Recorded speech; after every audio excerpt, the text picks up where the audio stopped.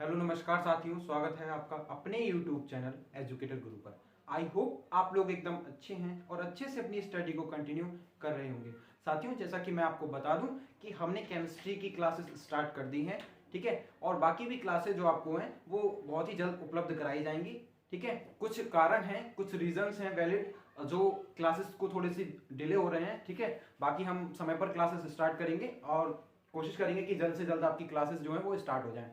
अगर हम बात करें केमिस्ट्री में, तो केमिस्ट्री में हमने पढ़ा था पदार्थ की अवस्थाएं, ठीक है। तो पदार्थ की अवस्थाओं के बारे में एक बार थोड़ा सा ओवरव्यू दे दूं मैं कि पदार्थ की अवस्थाएं आखिर होती क्या है एक बार, ठीक है। तो पदार्थ की अवस्थाएं हमारी होती है वह वस्तु, दुनिया की कोई भी वस्तु जो स्थान घेरती है तथा जिसमें कुछ ना कुछ द्रव्यमान है, ठीक है। तो वो हमारी क्या कहलाता है? पदार्थ कहलाता है, ठीक है। और अगर बात करें पदार्थ के स्टेजों को, तो पदार्थ की स्थिति को यानी कि अवस्था को हमने 5 भागों में बांटा है, ठीक है। कौन कौन सी है? ठोस, द्रव, गैस, प्लाज्मा और बोस आइंस्टीन, ठीक है। अगर बात करें हम ठोस की, तो ठोस में क्या बताया था मैंने? जिसका आकार और आयतन दोनों निश्चित होते हैं, ठीक है।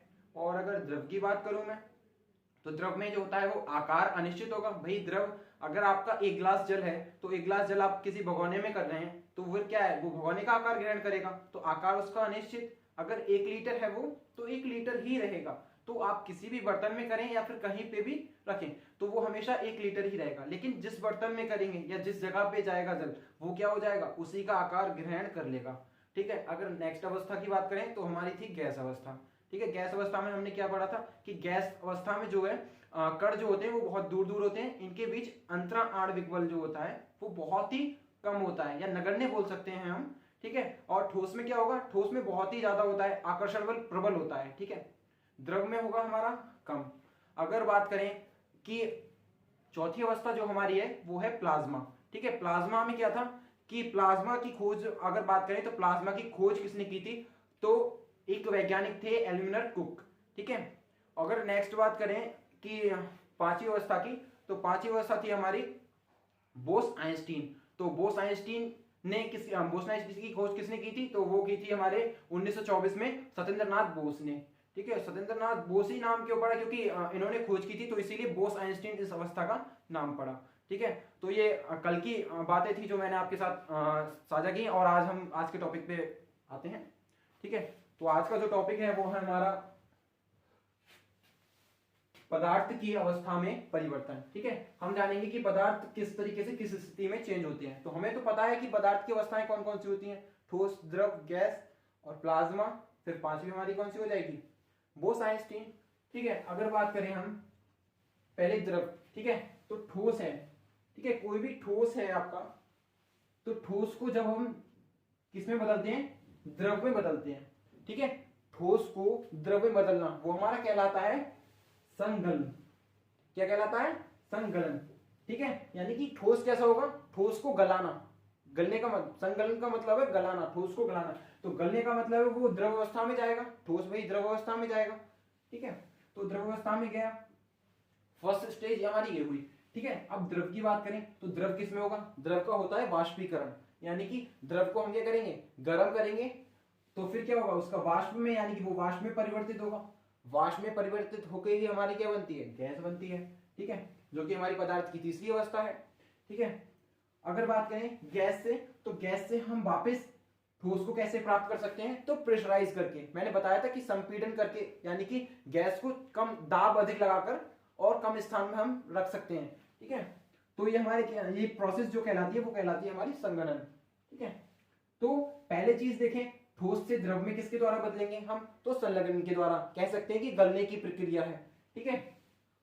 और अगर बात करें द्रव को, तो द्रव का हमारा जो होता है वो गैस में परिवर्तन किसके द्वारा होता है? तो द्रव जो होता है वो गैस में होता है वाष्पीकरण के द्वारा, वाष्पीकरण अभी, ठीक है। अगर गैस की बात करें तो गैस क्या होता है? गैस जो होगी वो हमारी संघनन के द्वारा होगी। अगर संघनन की बात करें तो संघनन क्या होता है? संघनन और कुछ भी नहीं है, एक ऐसा प्रेशर है, ऐसा दाब है जिसके द्वारा किसी भी गैस को हम द्रव अवस्था में और द्रव अवस्था से ठोस अवस्था में, पहले द्रव में बदलेगा फिर ठोस में, ठीक है। तो ये बदल जाएगा, ठीक है।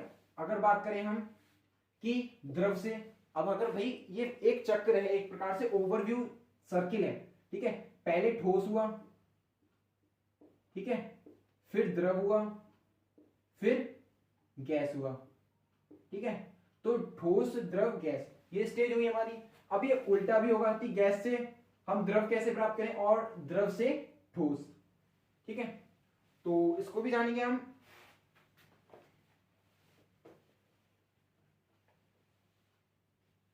अगर बात करें इसकी तो ठोस जो हमारा होता है, ठीक है, द्रव से अगर हम ठोस को प्राप्त कर रहे हैं, इसकी जो सर्किल स्थिति है, सर्किल को जाने तो द्रव से अगर ठोस बदल रहा है, जैसे कि द्रव है, ठीक है, द्रव को हम सॉलिड यानी कि ठोस में कन्वर्ट कर रहे हैं। ठीक है, किसमें कन्वर्ट कर रहे हैं? ठोस में। तो वो क्रिया हमारी जो कहलाती है फ्रीजिंग। ठीक है, यानी कि जमना, अगर सीधी भाषा में कहा जाए तो वो हमारी कहलाएगा जमना। ठीक है, आपने देखा होगा कि बर्फ यानी कि जल को हम जब फ्रीज में रखते हैं तो वो जम जाता है, तो वही हमारी क्रिया क्या कहलाती है? फ्रीजिंग कहलाती है या जमना कहलाता है।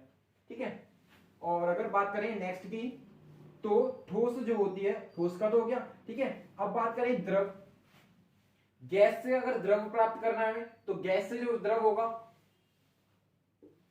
वो भी हमारा किससे होगा? प्रेशराइज। ठीक है, प्रेशराइज करना पड़ेगा, तब वो हमारा क्या होगा? गैस से द्रव में होगा अवस्था में।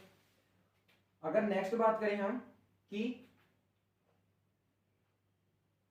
ठोस से डायरेक्ट अगर गैस में बदलना है, ठोस से सीधे, ठीक है, ठोस से ठोस अवस्था है मान लीजिए, और ठोस से हमें किस में बदलना है? गैस में बदलना है। तो ठोस से गैस में सीधे बदलने को क्रिया को हम कहते हैं ऊर्ध्वपातन। क्या बोलते हैं? ऊर्ध्वपातन, सब्लिमेशन। ठीक है, ये हमारा ऊर्ध्वपातन कहलाता है। ठीक है, तो ठोस से गैस में बदला हमने। अब अगर बात करें, यह क्रिया हमारी कहलाएगी ऊर्ध्वपातन। अगर नेक्स्ट बात करें हम कि द्रव से अगर ठोस में बदल रहे हैं, द्रव से ठोस,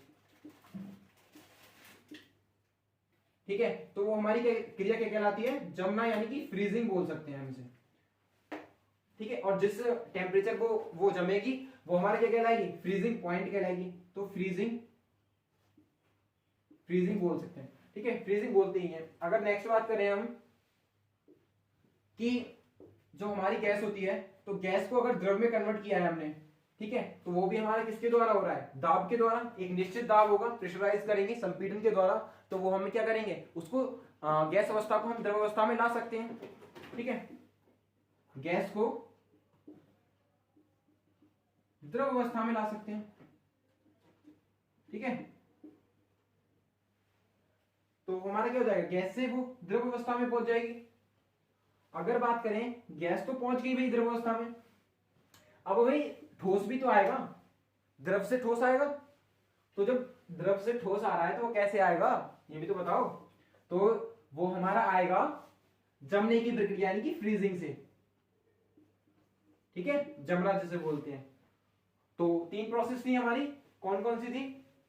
पहले जो था हमारा ठोस से द्रव हुआ, पता है किससे होगा? संलग्न के द्वारा, यानी कि बर्फ का गलना। ठीक है, और अगर बात करें द्रव की गैस में, तो द्रव हमारा गैस में कैसे बदलेगा?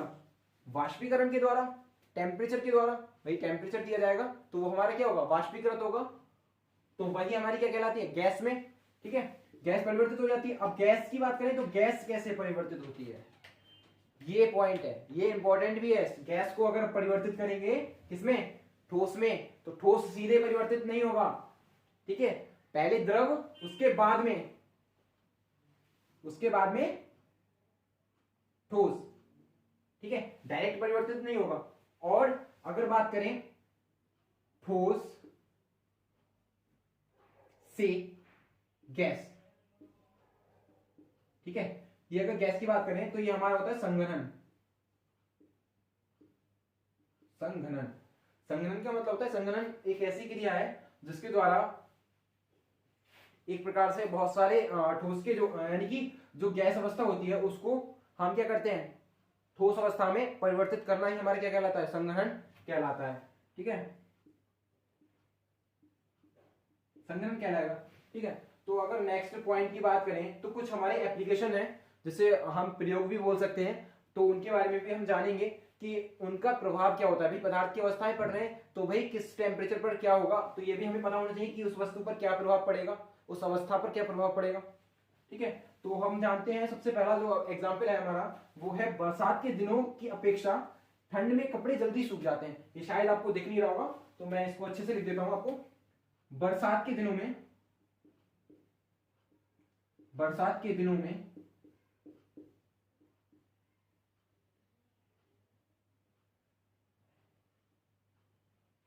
कपड़े जल्दी नहीं सूखते हैं, सूखते हैं। अब भाई बरसात के दिनों में कपड़े जल्दी नहीं सूखते हैं भाई, जबकि ठंड में जो होते हैं वो कपड़े सूख जाते हैं। तो ऐसा क्यों होता है? ठीक है, तो ऐसा जानेंगे हम क्यों होता है। तो ऐसा होता है कि बरसात के दिनों में, ठीक है, बरसात हुई, ठीक है, बरसात हुई, ठीक है, तो बरसात के दिनों में जो होगी वो आर्द्रता जो होगी वो अधिक होगी, आर्द्रता अधिक होगी, ह्यूमिडिटी बोलते हैं जिसे हम। ठीक है, आर्द्रता हमारी अधिक होनी है जब बरसात होगी। और अगर जबकि बात करें ठंड में, तो ठंड में जो होती है वो आर्द्रता जो होती है वो हमारी बरसात के मौसम की अपेक्षा कम होती है। ये नहीं कि होती नहीं है, होती है, लेकिन बरसात के मौसम की अपेक्षा जो होती है वो कम होती है। ठीक है, तो ठंड में आर्द्रता क्या होगी हमारी? कम। ठीक है, जब आर्द्रता कम हो रही है तो फिर यही कारण जो है वो हमारा क्या कहलाता है?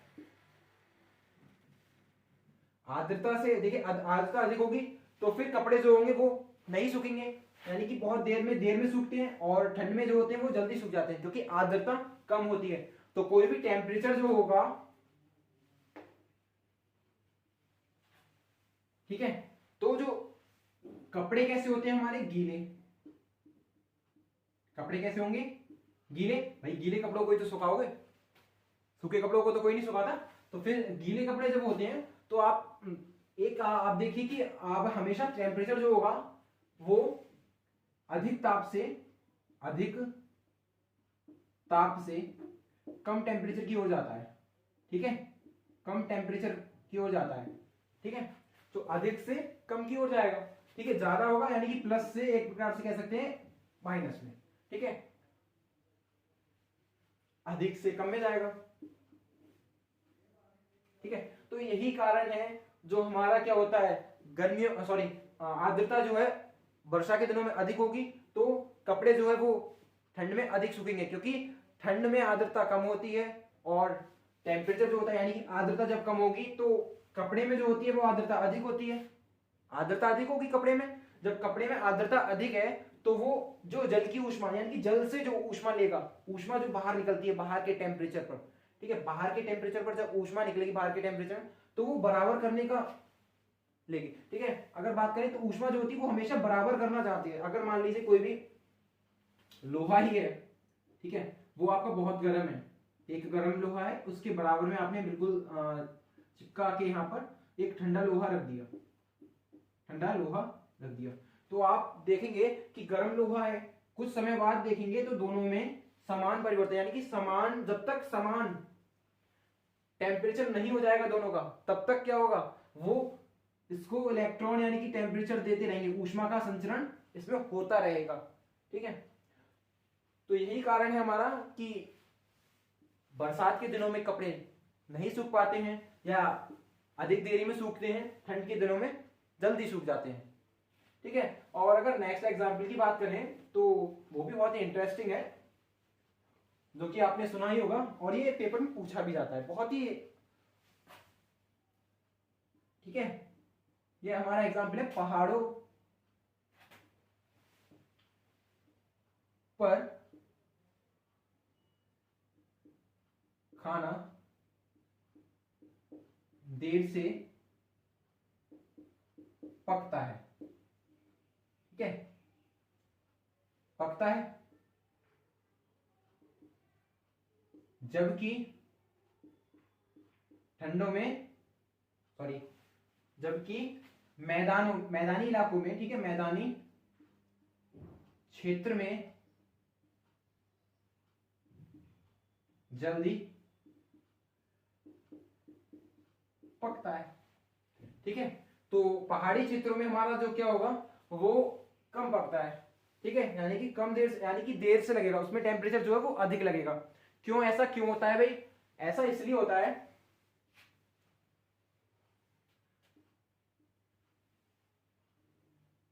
ठीक है, अगर बात करें वायुमंडल, ऊंचाई पर अगर हम जाएंगे तो वायुमंडलीय दाब जो होता है वो हमारा क्या होता है, कम होता है।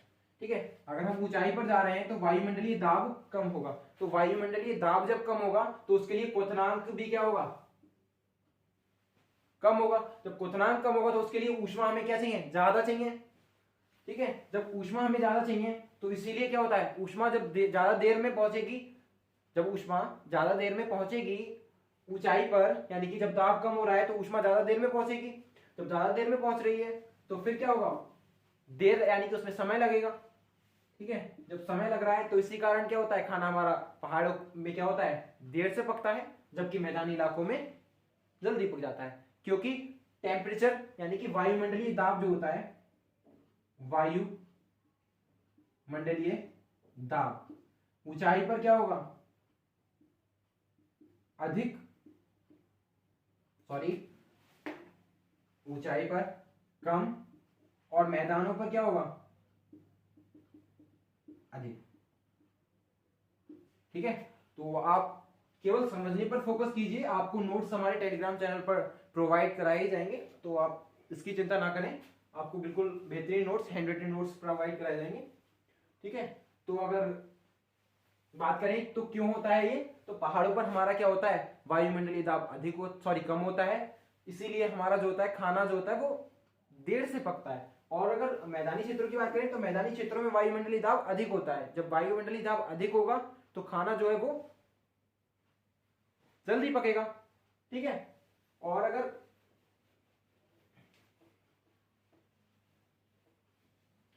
नेक्स्ट अगर बात करें हम, जो हमने पढ़ा अभी क्वथनांक, ठीक है, क्वथनांक पे चर्चा कर लेते हैं कि क्वथनांक क्या होता है। क्वथनांक, ठीक है, क्वथनांक हमारा क्या होगा, वह निश्चित ताप होता है हमारा जिस पर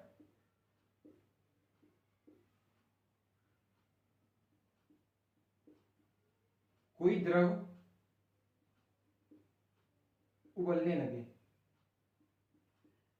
ठीक है, वह निश्चित ताप जिस पर कोई द्रव हमारा उबलने लगे, तो वो हमारा क्या कहलाता है, क्वथनांक कहलाता है। यही हमारा क्या कहलाएगा, क्वथनांक। ठीक है, अगर बात करें, आपसे पूछता है कि जल का क्वथनांक कितना होता है, क्वथनांक कहलाएगा। ठीक है, वही हमारा क्वथनांक कहलाएगा। क्वथनांक की बात करें तो ये होता है हमारा बॉइलिंग पॉइंट, इसको इंग्लिश में बोलते हैं हम बॉइलिंग पॉइंट। ठीक है, वह निश्चित ताप जिस पर कोई भी द्रव हमारा उबलने लगता है वो हमारा कहलाता है क्वथनांक। ठीक है, तो अगर बात करें जल का क्वथनांक सबसे ज्यादा पूछा जाता है और मोस्ट इंपॉर्टेंट है, कभी कभी एग्जाम में तो आता ही है। ठीक है, तो बात करें जल की, तो जल का जो क्वथनांक होगा, यानी कि बॉइलिंग पॉइंट होता है, वो होता है 100 डिग्री सेल्सियस। ठीक है, जल का क्वथनांक हमारा कितना होगा, 100 डिग्री सेल्सियस।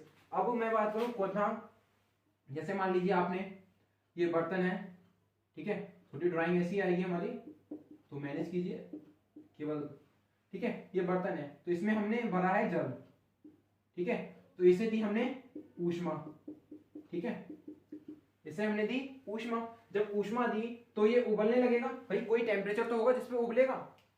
ठीक है, तो वो जो टेम्परेचर होता है वही होता है 100 डिग्री सेल्सियस, और इसी को हम बोलते हैं जिस पर कोई भी द्रव, जिसका द्रव है वो द्रव उबलने लगे, वो हमारा कहलाएगा बॉइलिंग पॉइंट या क्वथनांक।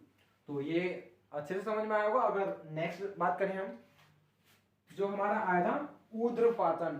ठीक है, ऊर्ध्वपातन को भी हम जानेंगे, ऊर्ध्वपातन क्या होता है, तो इसको रफ कर देते हैं। ठीक है, हैंड रिटन नोट्स आपको बिल्कुल प्रोवाइड किए जाएंगे, और अगर बात करें ऊर्ध्वपातन की तो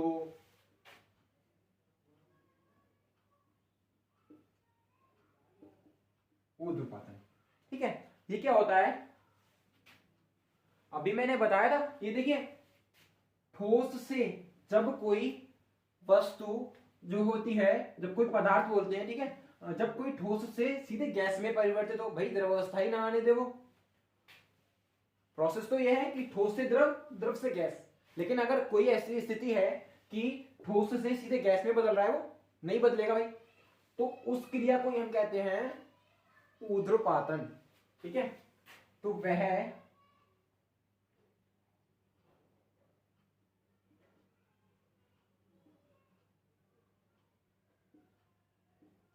जिस पर, वह ताप जिस पर कोई पदार्थ, ठीक है, वह ताप जिस पर कोई पदार्थ क्या होता है,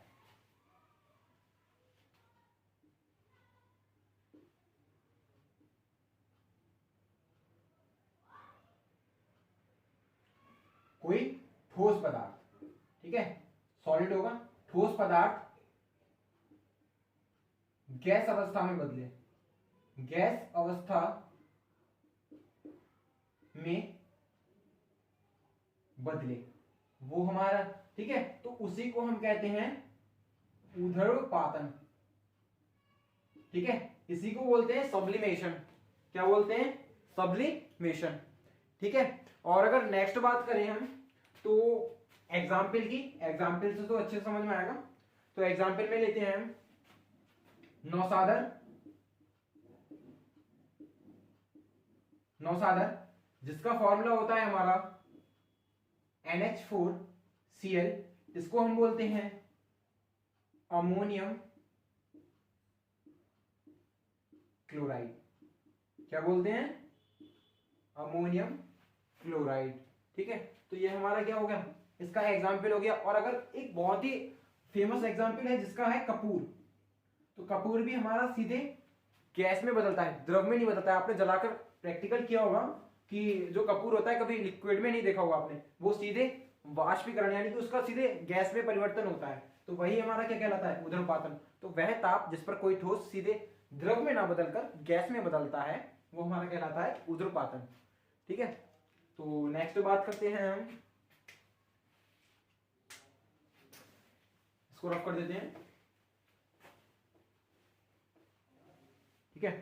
तो नेक्स्ट जो है वो हमारा है तत्व, ठीक है। तत्व के बारे में भी हमें जानना पड़ेगा कुछ थोड़ा बहुत, कि तत्व होते क्या हैं आखिर। एलिमेंट्स, व्हाट इज एलिमेंट्स, तत्व होंगे क्या हमारे।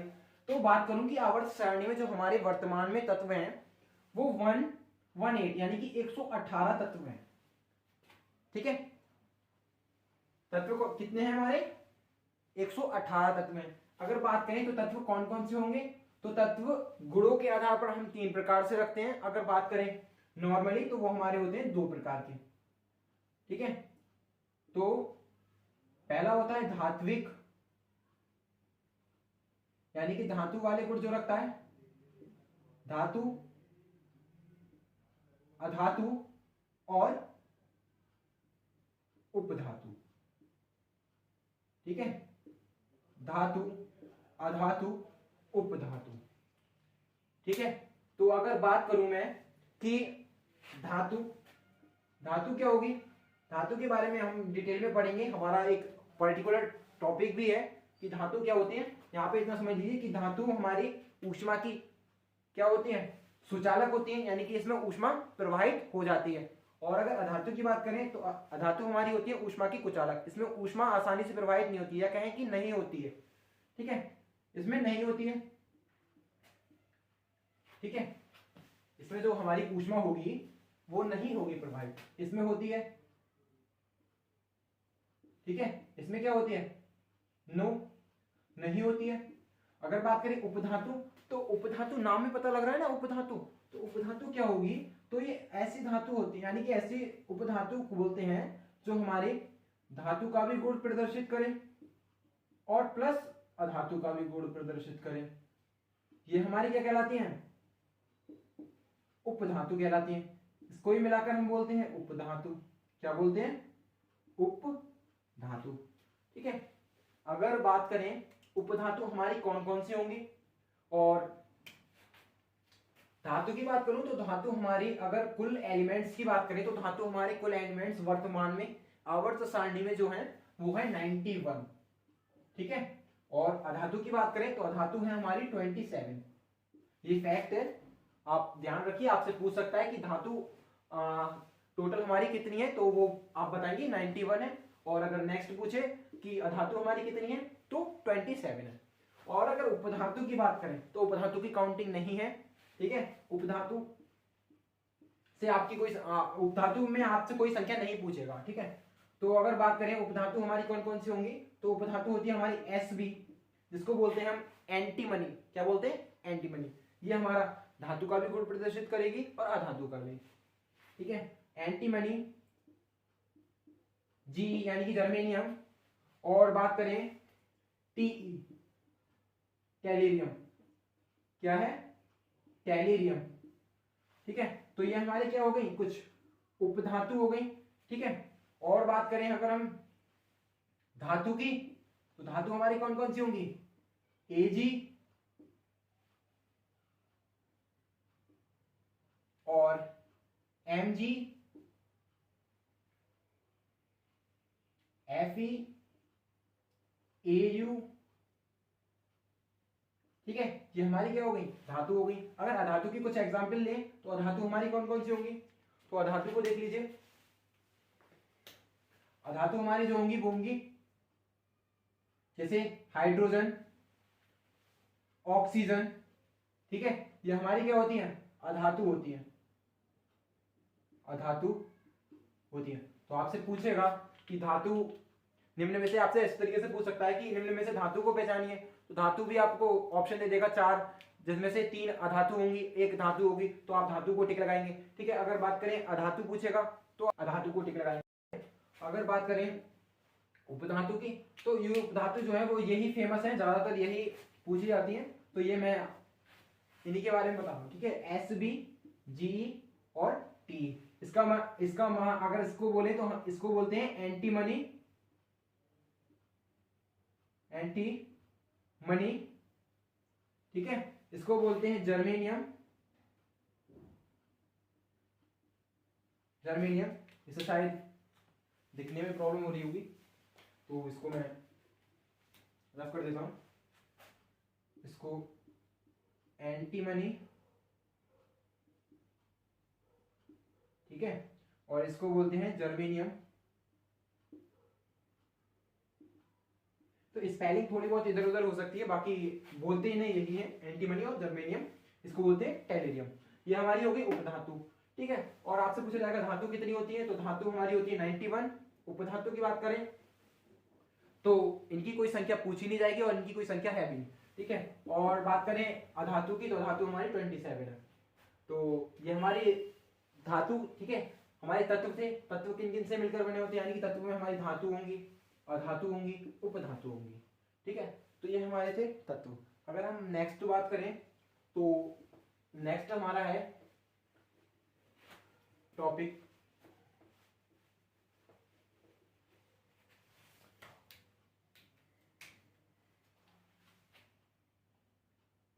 अणु और परमाणु।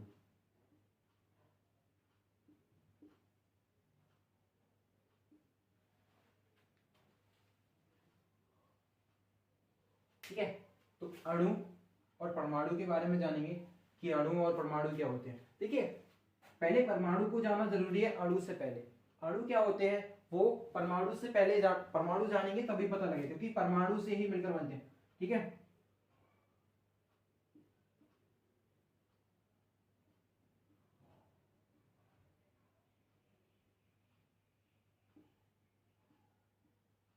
परमाणु क्या है? परमाणु एक ऐसा तत्व बोल सकते हैं, ठीक है, जिसे और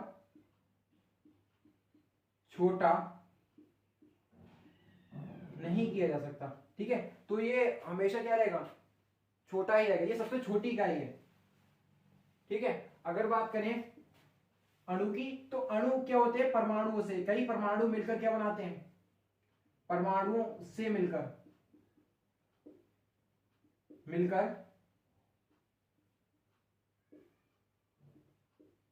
अणुओं का निर्माण होता है। ठीक है, परमाणु मिलकर हम क्या बनाएंगे, अणु बनाएंगे, बहुत सारे परमाणु। तो आपसे पूछा जाएगा परमाणु, भाई परमाणु, ये कंफ्यूजन होता है इसमें कि परमाणु छोटा है या अणु, तो आप बोलेंगे परमाणु छोटा है। ठीक है, क्योंकि परमाणु से मिलकर हमारे अणु बन रहे हैं, भाई जिनसे बहुत सारी चीजें मिलकर एक चीज बन रही है तो वो हमारा बड़ा होगा, तो अणु यानी कि बड़ा हो गया और परमाणु हमारा छोटा हो गया। ठीक है, तो अगर नेक्स्ट अगर बात करें,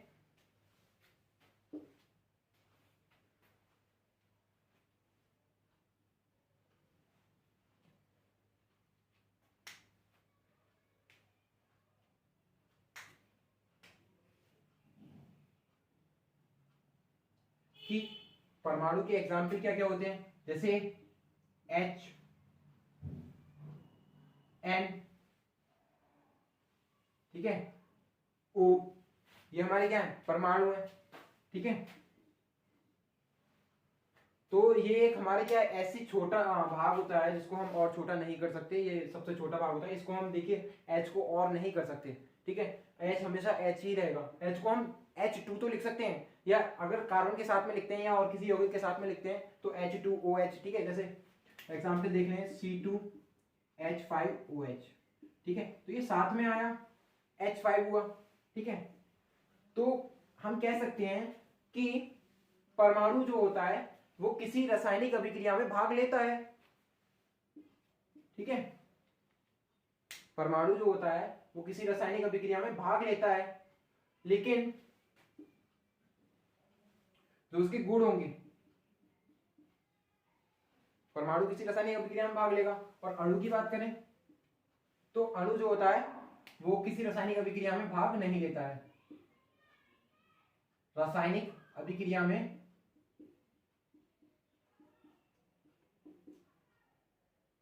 भाग नहीं लेता है। ठीक है, भाग नहीं लेता है। ठीक है, तो अणु और परमाणु के इसको हम डिटेल में भी जानेंगे, ये हमारा पूरा टॉपिक है परमाणु और अणु। ठीक है, तो अगली क्लास में हमारा यही टॉपिक होगा, परमाणु और अणु के बारे में। ठीक है, तो इसको रफ करते हैं हम और आगे बढ़ते हैं अपने नेक्स्ट टॉपिक पे। ठीक है, तो अगर बात करें, हम पढ़ रहे थे यानी कि परिवर्तन। तो परिवर्तन आपको पता होगा कि परिवर्तन क्या होते हैं। ठीक है, तो परिवर्तन से पहले हम यौगिक को कंप्लीट कर लेते हैं, क्योंकि तत्व हैं, तत्वों से मिलकर यौगिक का निर्माण होता है। ठीक है, यौगिक ठीक है, यौगिक हमारे क्या होंगे, तो दो या दो से अधिक तत्व मिले। ठीक है, यौगिक हमारे क्या होंगे, दो या दो से अधिक तत्व मिले, तब हमारा किसका निर्माण होता है, यौगिक का निर्माण होता है। ठीक है, यौगिक का निर्माण होगा जब दो या दो से अधिक तत्व मिलते हैं। ठीक है, तो अगर हम बात करें एग्जाम्पल की, तो एग्जाम्पल से अच्छे से समझ में आएगा आपको। ठीक है, तो एक एग्जाम्पल है आपका H2O2 बराबर H2O। ठीक है, तो इसको अगर बैलेंस करें तो वो यहाँ पे कितने हैं, दो हैं, तो यहाँ पर हम दो की बैलेंसिंग करेंगे। और अगर बात करें, दो हो गए और यहाँ पर कितने हो जाएंगे, दो, तो दो दूनी चार और दो, दो दूनी चार और दो। ठीक है, तो ये हमारी बैलेंस है। तो ये दो, देखिए एक ऑक्सीजन क्या है, एक तत्व ही तो है। ऑक्सीजन की बात करें तो ऑक्सीजन हमारा एक तत्व है, ये तत्व ही तो है, ये तत्व है और ये भी तत्व है, तो ये दोनों तत्व मिलकर ही तो एक यौगिक बना रहे हैं, H2O, ये बना H2O। ठीक है, H2O बना रहे हैं। ठीक है, तो यही हमारा क्या कहलाता है, यौगिक कहलाता है। दो या दो से अधिक तत्व मिले तो हमारा यौगिक का निर्माण होगा। ठीक है, अगर बात करें अगर नेक्स्ट की तो Fe+S, ठीक है, फेरस या फिर आयरन बोलते हैं जिसे हम,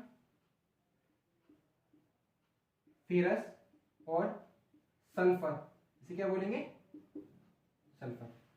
ठीक है, तो गाइस ये जानिए कि सल्फर और ये एक तत्व है, धातु है, और ये भी क्या है, एक तत्व है। तो ये क्या बनाएंगे, FeS, तो फेरस सल्फेट। ये रिएक्शन तो बहुत ही सरल है, फेरस सल्फेट बनाएंगे, इसका नाम क्या हो जाएगा हमारा, फेरस सल्फेट। ठीक है, तो क्या बनाया है, एक तत्व दूसरा तत्व, दोनों मिलकर क्या बना रहे हैं, फेरस सल्फेट। तो दो तत्व, यही तो परिभाषा है हमारी यौगिक की। यौगिक क्या है, दो तत्वों के संयोग से मिलने वाला, यानी कि जो बनता है उसे हम कहते हैं यौगिक। ठीक है, तो अगर नेक्स्ट टॉपिक की बात करें तो नेक्स्ट टॉपिक पर अगर हम बढ़ते हैं तो नेक्स्ट टॉपिक है हमारा भौतिक परिवर्तन और रासायनिक परिवर्तन। ठीक है, जानेंगे उसको अच्छे से कि भौतिक परिवर्तन क्या होता है, रासायनिक परिवर्तन क्या होता है, बहुत अच्छे से समझेंगे। तो परिवर्तन जो होते हैं हमारे, ठीक है, परिवर्तन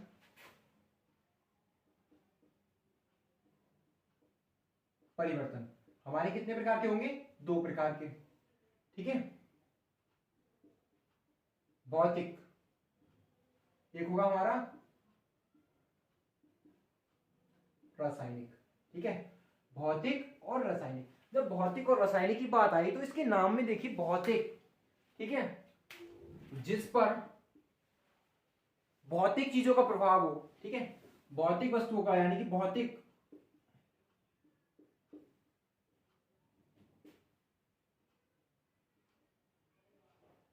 प्रभाव। ठीक है, और बात करें रासायनिक की तो जिस पर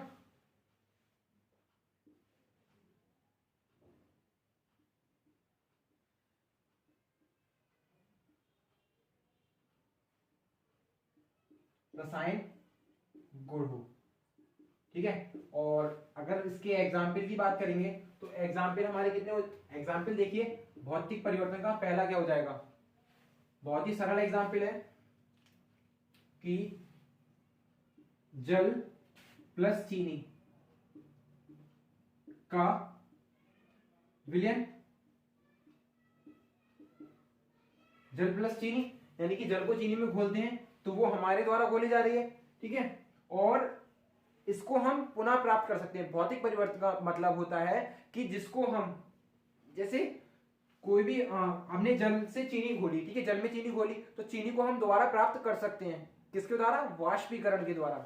यही तो बताया था इससे पहले, ये सारी अवस्थाओं में यही तो प्रोसेस है कि ठोस को द्रव में और द्रव को गैस में, या ठोस को सीधे गैस में कैसे परिवर्तित किया हमने। ठीक है, अभी इसकी बात करूं मैं, बहुत ही अच्छा टॉपिक है ये, और एक तो क्वेश्चन बनता ही है इससे। ठीक है, तो पहला एग्जाम्पल हो गया हमारा जल प्लस चीनी। ठीक है, दूसरा एग्जाम्पल देखें हम तो जल प्लस नमक। ठीक है, मतलब ऐसा होना चाहिए, भौतिक परिवर्तन का मतलब है कि जिसको हम दोबारा प्राप्त कर सकते हैं, जिस वस्तु को हम दोबारा प्राप्त कर सकते हैं परिवर्तन करके भी, तो वो हमारा कहलाएगा भौतिक परिवर्तन।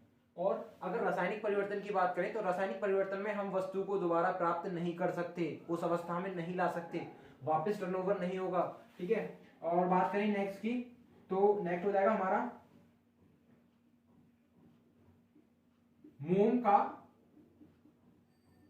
पिघलना। देखिए, पिघलना अलग बात है और मोमबत्ती का जलना अलग बात है। तो पिघलने से देखिए पिघलेगा मोम तो रहेगा तो वहीं, तो वापस हम उसको मोम में कन्वर्ट कर सकते हैं। ठीक है, पिघलने के बाद में भी वो मोम बदल जाएगा। ठीक है, ठंडा होकर वो मोम में बदल जाएगा। तो जब दोबारा हम प्राप्त कर रहे हैं, ठीक है, जब हम दोबारा प्राप्त कर सकते हैं तो यही हमारा क्या कहलाता है, दोबारा हम प्राप्त कर सकें, दोबारा प्राप्त कर लें। ठीक है, वही हमारा क्या कहलाता है, भौतिक परिवर्तन। ठीक है। और नेक्स्ट अगर इसकी बात करें हमारे रासायनिक परिवर्तन की, तो रासायनिक परिवर्तन हमारा वो परिवर्तन होगा जिसमें हम किसी भी चीज को दोबारा प्राप्त नहीं कर सकते, ठीक है। अगर एग्जाम्पल देखें तो दूध से दही का बनना, दही का बनना। अब मान लीजिए आपने दूध से दही बनाया, ठीक है, तो क्या आप दही से दूध बना सकते हो? वापस बना लोगे? नहीं बनेगा ना। तो जब वापस नहीं बन रहा है तो यही हमारा प्रोसेस क्या कहलाएगा? रासायनिक परिवर्तन। और अगर दूसरा एग्जाम्पल लें हम, तो दूध से पनीर, ठीक है, दूध से पनीर। भाई पनीर से दोबारा हम दूध नहीं प्राप्त कर सकते, दूध से पनीर बन गया तो बन गया, तो इसको जब हम दोबारा प्राप्त नहीं कर सकते वही हमारा रासायनिक परिवर्तन है। और अगर तीसरा एग्जाम्पल देखें हम, तो लोहे पर जंग लगना, लोहे पर जंग लगना, ठीक है, लोहे पर जंग लगना। भाई वायुमंडल में कौन सी गैस उपस्थित है? ओ। क्या है? ओ गैस उपस्थित है, यानी कि O2। ओ तो होता है नवजात ऑक्सीजन, केवल ओ बोलेंगे तो, और O2 हो जाएगा हमारा ऑक्सीजन, ठीक है। तो ये जो है ऑक्सीजन से क्रिया करता है Fe। भाई लोहा है तो आयरन क्रिया करेगा तो क्या बनाएगा? Fe,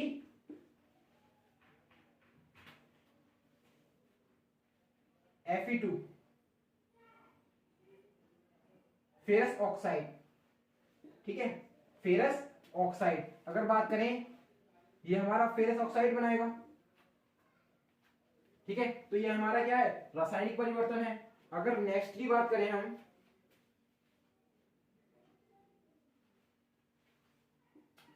बहुत ही सरल है, मोमबत्ती का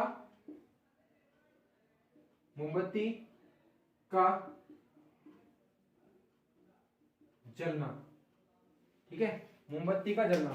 तो मोमबत्ती का जलना, देखिए मोम का पिघलना तो भौतिक परिवर्तन है, क्योंकि हम मोम को दोबारा मोम में परिवर्तित कर सकते हैं। और अगर बात करें मोमबत्ती का जलना, तो एक बार मोमबत्ती अगर जल गई तो दोबारा हम मोमबत्ती वापस नहीं बना सकते, ठीक है। तो ये हमारा क्या हो जाएगा? रासायनिक परिवर्तन। जो वस्तु हम दोबारा प्राप्त नहीं कर सकते, पहली अवस्था में उसे नहीं ला सकते, तो वो हमारी रासायनिक परिवर्तन है, और जिसको हम दोबारा परिवर्तन में ला सकते हैं वो हमारी भौतिक परिवर्तन है। तो ये हमारा था भौतिक परिवर्तन और रासायनिक परिवर्तन, ठीक है। नेक्स्ट बात करते हैं, जो नेक्स्ट हमारा है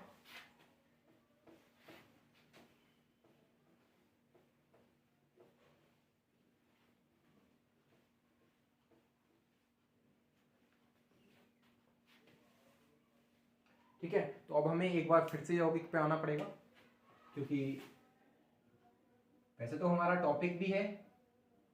तो यौगिक पे मैंने आपको डेफिनेशन बता दी कि दो या दो से अधिक तत्व मिलेंगे, दो या दो से अधिक तत्व हमारे मिलकर क्या बनाएंगे? यौगिक बनाएंगे, ठीक है। एग्जाम्पल भी हमने समझा था। तो अगर यौगिक की बात करें तो यौगिक हमारे होते हैं दो प्रकार के। कौन कौन से होंगे? कार्बनिक, ठीक है, और दूसरा होगा हमारा अकार्बनिक, ठीक है, कार्बनिक और अकार्बनिक, ठीक है। नाम में पता लग रहा है कि अकार्बनिक और कार्बनिक में क्या डिफरेंस होगा। देखिए अकार्बनिक का मतलब होता है जिसमें कार्बन की उपस्थिति ना हो, ठीक है, और कार्बनिक का मतलब होता है जिसमें कार्बन की उपस्थिति हो। तो इसके एग्जाम्पल की बात करें तो CO2, ठीक है, और C2H5OH। और अगर तीसरा एग्जाम्पल देखें तो क्या हो जाएगा? CH3 COOH, एसिटिक अम्ल। इसको हम IPAC नेम में भी पढ़ेंगे, ठीक है। और अगर बात करें इसकी अकार्बनिक की, तो अकार्बनिक में हमारे क्या हो जाएंगे? जैसे Fe2O3, ठीक है। और अगर नेक्स्ट बात करें FeO, ठीक है, NaCl, ठीक है, और P2O5 पेंटा ऑक्साइड, ठीक है। तो ये हमारे क्या कहलाते हैं, फेरस। ये तो हमारा हो गया फेरस ऑक्साइड और ये हो गया सोडियम क्लोराइड। तो इसमें कार्बन उपस्थित नहीं है, तो जब कार्बन उपस्थित नहीं है हमारा तो वो हमारा अकार्बनिक है, और जिसमें कार्बन उपस्थित है वो हमारा कार्बनिक है। तो यही था यौगिक में, और इसको हम डिटेल में भी पढ़ेंगे क्योंकि हमारा टॉपिक भी है कार्बनिक और अकार्बनिक। ठीक है, तो नेक्स्ट बढ़ते हैं हम आगे।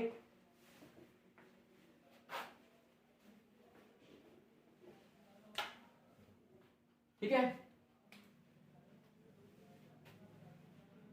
नेक्स्ट हमारा टॉपिक है मिश्रण।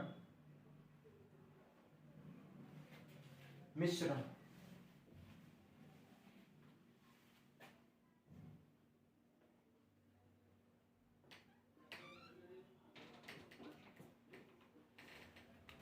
ठीक है, तो मिश्रण क्या होता है भाई, जब दो या दो से अधिक, इसीलिए हमने यौगिक को पढ़ा पहले कि तत्व तत्व से मिलकर यौगिक बना, अब यौगिकों से मिलकर मिश्रण बनेगा। ठीक है, तो दो या दो से अधिक यौगिक मिलकर क्या बनाएंगे,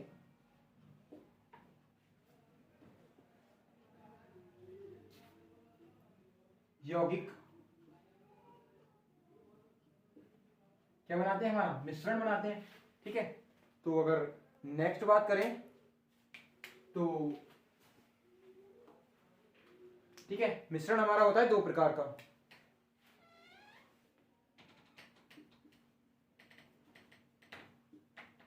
ठीक है, फर्स्ट होता है हमारा समांगी और दूसरा होता है हमारा विषमांगी। ठीक है, तो समांगी और विषमांगी। अब बात करें हम समांगी विषमांगी की, तो नाम में है कि समांग, ठीक है, एक निश्चित अनुपात हो। बात करें अगर समांगी की, तो एक निश्चित, ठीक है,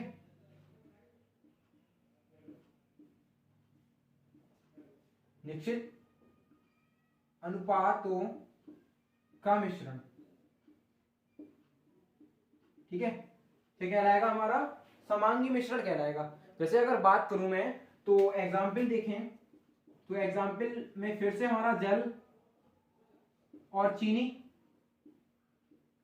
ठीक है, और दूसरा एग्जाम्पल देखें तो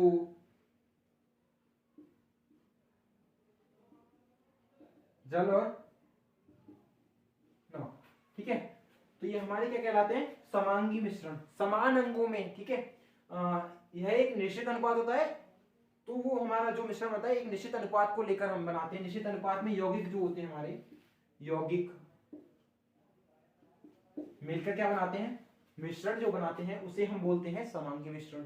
ठीक है, समांगी मिश्रण की बात करें तो समांगी मिश्रण जल और चीनी एग्जाम्पल में लिया, और जल और नमक को भी ले सकते हैं। ठीक है, और अगर विषमांगी की बात करें तो विषमांगी भी नाम में ही बताया कि विषम अंग, यानी कि विपरीत, यानी कि विषमांगी।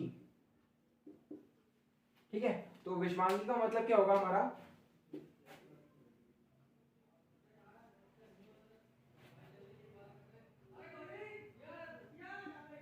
जिसका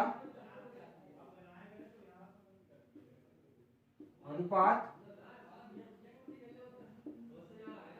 यौगिकों, ठीक है, जिन यौगिकों, ठीक है, जिन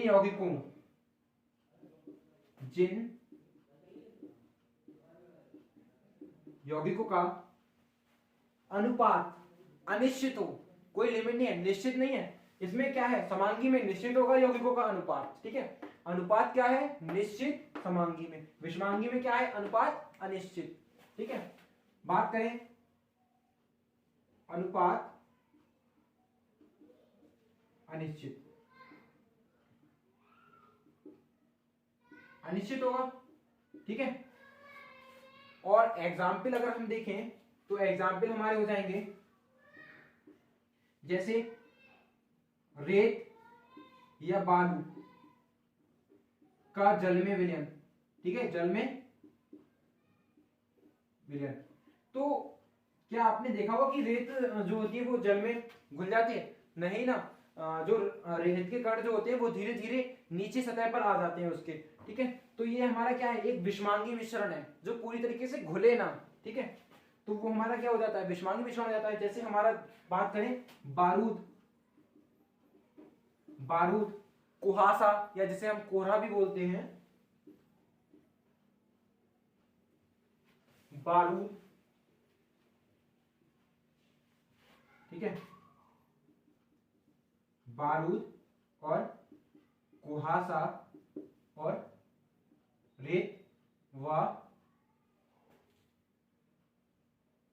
पानी, ठीक है, इनका जो होता है मिश्रण वो हमारा कहलाता है विषमांगी मिश्रण, ठीक है। तो मिश्रण क्या होता है, जब दो या दो से अधिक मिलकर यौगिक हमारा क्या बनाएंगे, मिश्रण बनाएंगे, ठीक है। दो या दो से अधिक यौगिक चाहिए, कम से कम दो या उससे अधिक तो होते ही हैं, ठीक है। और अगर बात करें मिश्रण दो प्रकार का है, समांगी विषमांगी। तो समांगी में क्या है, एक निश्चित अनुपात होगा यौगिकों का, ठीक है। और समांगी का मतलब होता है समान अंगों में घुल जाना, ठीक है। जैसे जल और चीनी, आप जल और चीनी को घोल लेते हैं तो आपको दिखाई देती है फिर चीनी, नहीं ना। जैसे जल और नमक को घोलते हैं तो जल और नमक में क्या नमक दिखाई देता है, नहीं दिखाई देता। हालांकि हम इसे पुनः प्राप्त कर सकते हैं वाष्पीकरण की प्रक्रिया द्वारा, ठीक है। तो नेक्स्ट अगर बात करते हैं, नेक्स्ट हमारा जो टॉपिक है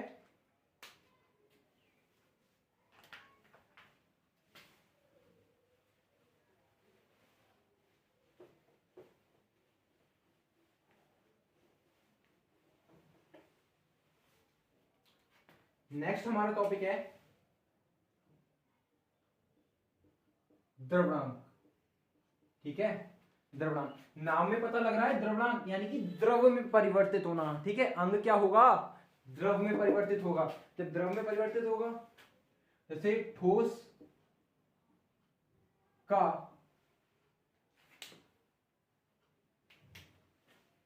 जिस ताप पर, ठीक है, ठोस का जिस ताप पर द्रव में परिवर्तन हो, परिवर्तन हो, ठीक है।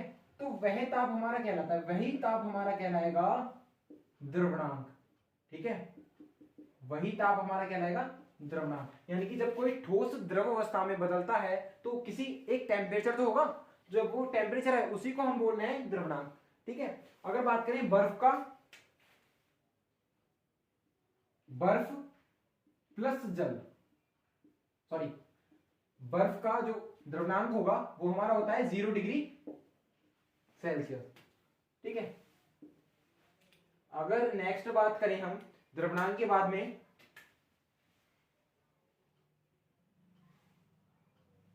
हिमांक की, जैसे द्रवणांक होता है वैसे ही हिमांक होता है, ठीक है। अगर इसकी बात करूं मैं तो ये हमारा गलनांक भी होता है, द्रवणांक, ठीक है। इसी को हम बोलते हैं गलनांक, ठीक है। अगर इसी की बात करें तो इसी को हम बोलेंगे गलनांक, यानी कि वह निश्चित ताप जिस पर कोई द्रव या सॉरी ठोस गलने लगे वो हमारा क्या कहलाता है, गलनांक या द्रवनांक, ठीक है। दोनों एक ही बात है।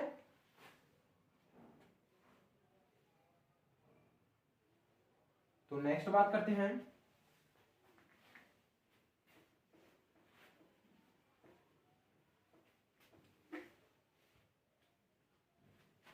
देखिए, तीन छोटे छोटे टॉपिक हैं आपके। पहला है द्रव्यमान, दूसरा है आयतन, तीसरा है हमारा घनत्व, ठीक है। तो द्रव्यमान, घनत्व और आयतन, ठीक है। तो अगर इसके फॉर्मूले की बात करें,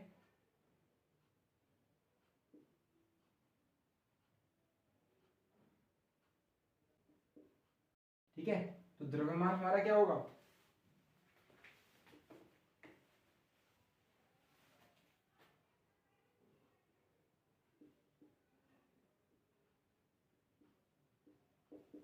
और आयतन की बात करें, आयतन और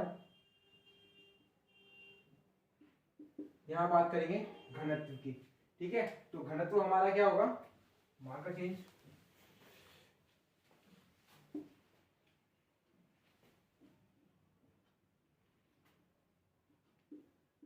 द्रव्यमान बटे आयतन। ठीक है, तो ये हमारा होता है घनत्व का फॉर्मूला, और फॉर्मूले से ही हम परिभाषा को निकाल लेंगे। ठीक है, और आयतन बराबर होता है हमारा, देखिए आयतन को अगर हम इधर ले जाएं और द्रव्यमान को इधर ले जाएं तो आयतन बराबर होगा हमारा द्रव्यमान बटे घनत्व, और अगर द्रव्यमान की बात करें तो द्रव्यमान बराबर होगा हमारा आयतन गुणा घनत्व। ठीक है, तो द्रव्यमान क्या होगा, द्रव्यमान हमारा होता है कि एकांक आयतन। ठीक है, यानी कि आयतन हो, जैसे मान लीजिए ये बर्तन है, इसमें आपका जल ही है। ठीक है, तो जो जल है द्रव्य ही तो है। ठीक है, द्रव्य है, तो जो ये द्रव्य है, जैसे मान लीजिए 1 लीटर है, 1 किलो है।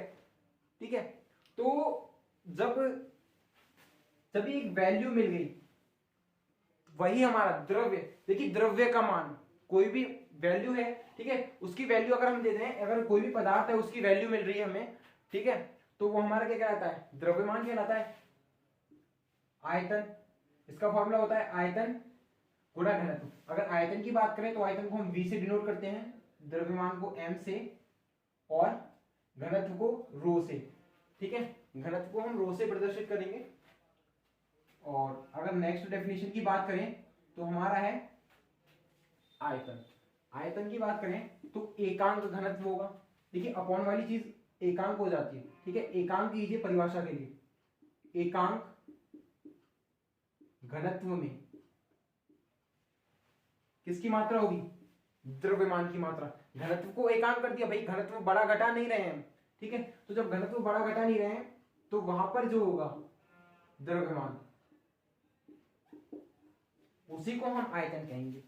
एकांक घनत्व होगा, और एकांक घनत्व में जो द्रव्यमान उपस्थित होगा, वहां पर उपस्थित है, वही हमारा क्या कहलाएगा, आयतन कहलाएगा। तो आयतन को हम किससे डिनोट कर रहे हैं, V से। तो V बराबर हमारा क्या हो जाएगा, M अपॉन रो। ठीक है, घनत्व को हम रो से डिनोट कर रहे हैं। ठीक है, और अगर इसकी बात करें तो ये हमारा हो जाएगा M बराबर V इंटू रो। ठीक है, और अगर घनत्व की बात करें तो घनत्व देखिए आयतन, अब की बार क्या कर देंगे हम, आयतन को निश्चित कर देंगे, यानी कि एकांक कर देंगे। ठीक है, जब आयतन एकांक होगा, आयतन एकांक, ठीक है, जब आयतन एकांक कर देंगे तो एकांक आयतन में द्रव्यमान की मात्रा, इसमें देखिए इसमें था एक एकांक घनत्व में द्रव्यमान की मात्रा हमारी आयतन कहला रही थी, वॉल्यूम कहला रही थी। और बात करें अगर एकांक आयतन में द्रव्यमान की मात्रा, वो हमारी क्या कहलाएगी, घनत्व कहलाएगी। ठीक है,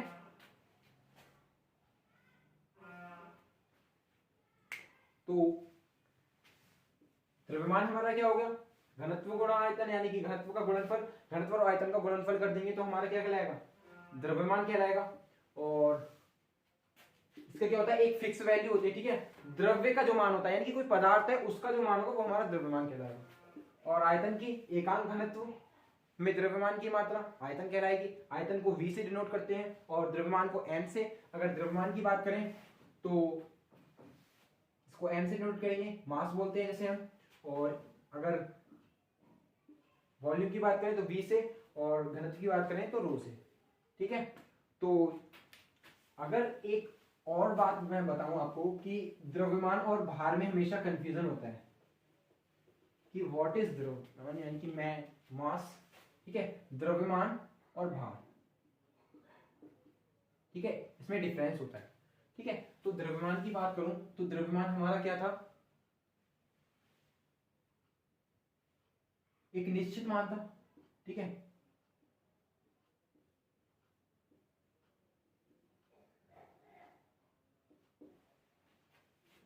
ठीक है, ये हमारा क्या था, निश्चित मान था।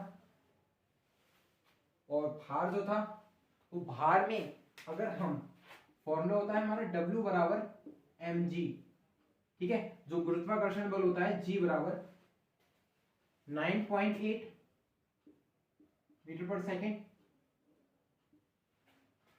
ठीक है, ये जो G का मान होता है, ठीक है। तो यानी कि भार जो होता है वो किस पर डिपेंड करता है, G पर डिपेंड करता है, और जबकि द्रव्यमान जो होता है वो G पर डिपेंड नहीं करता है, ठीक है। अगर द्रव्यमान में हम G को मल्टीपल कर रहे हैं, यानी कि द्रव्यमान की गुणा हम गुरुत्वाकर्षण बल यानी कि 9.8 मीटर प्रति सेकंड से अगर गुणा कर रहे हैं तो वो हमारा भार में परिवर्तित हो जाता है।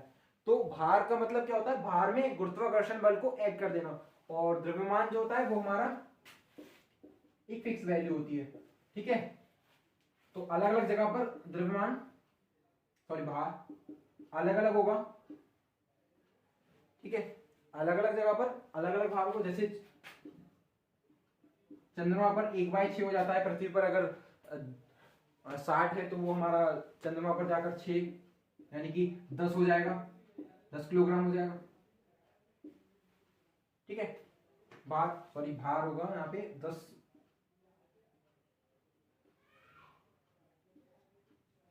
ठीक है। तो ये आज की हमारी क्लास थी। अगर आपको हमारी वीडियो पसंद आई हो तो हमारी वीडियो को लाइक करें और शेयर करें। बाकी हमारे जो चैनल पर जो क्लासेस नहीं हो पा रही हैं वो किसी कारण है जो नहीं हो पा रही हैं, बाकी हम जल्द से जल्द कोशिश करेंगे, प्रयास कर रहे हैं बहुत ही कि हमारी जो क्लासेस हैं आपकी वो जल्दी टाइम पर उपलब्ध कराई जाएं। तो धन्यवाद साथियों, जय हिंद।